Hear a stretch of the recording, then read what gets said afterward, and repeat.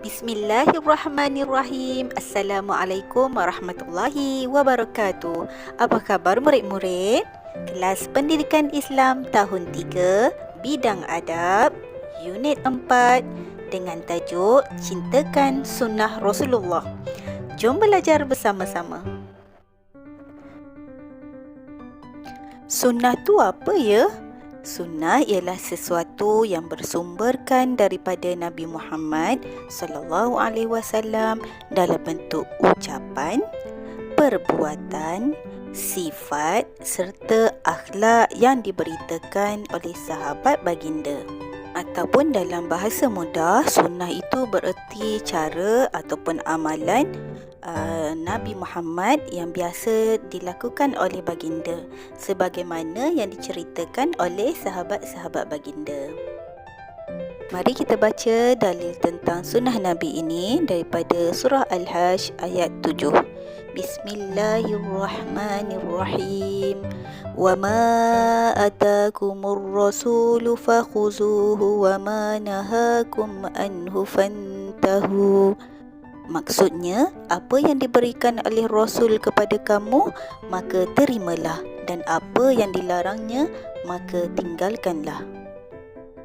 Apakah contoh sunnah Nabi yang boleh kita amalkan? Yang pertama, cubalah untuk menjadi anak yang soleh. Yang kedua, rajin membaca Al-Quran. Yang ketiga, selalu menghormati orang tua. Yang keempat, rajin menuntut ilmu. Yang kelima, bercakaplah perkara-perkara yang baik.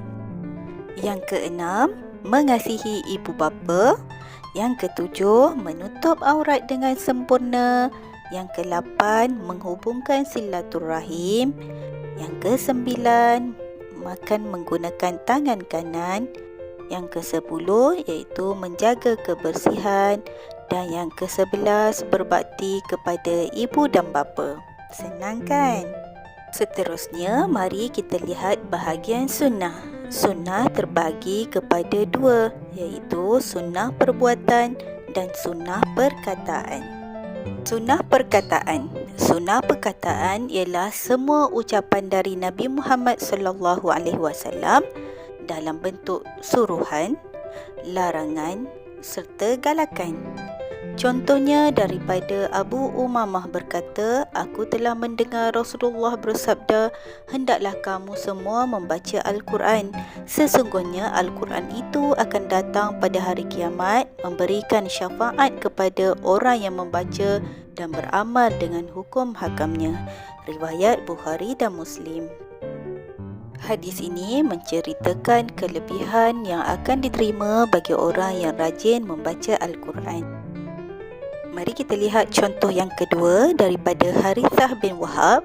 Aku mendengar Rasulullah sallallahu alaihi wasallam bersabda, mahukah aku memberitahu kepada kamu siapakah ahli neraka? Mereka itu ialah orang yang keras kepala, sombong, suka mengumpulkan harta tetapi tidak suka membelanjakannya untuk kebaikan. Riwayat Al-Bukhari dan Muslim. Sunnah yang kedua ialah sunnah perbuatan.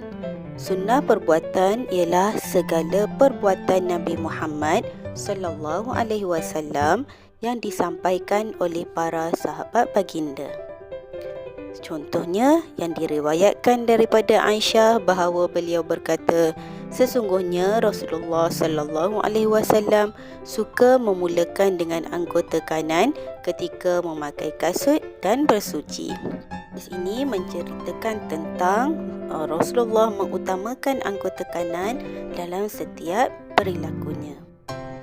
Contoh kedua daripada sunnah perbuatan ialah daripada Anas bin Malik menceritakan bahawa Rasulullah sallallahu alaihi wasallam sentiasa merendah diri dan terlebih dahulu memberi salam kepada sesiapa yang dijumpai walaupun orang itu adalah kanak-kanak.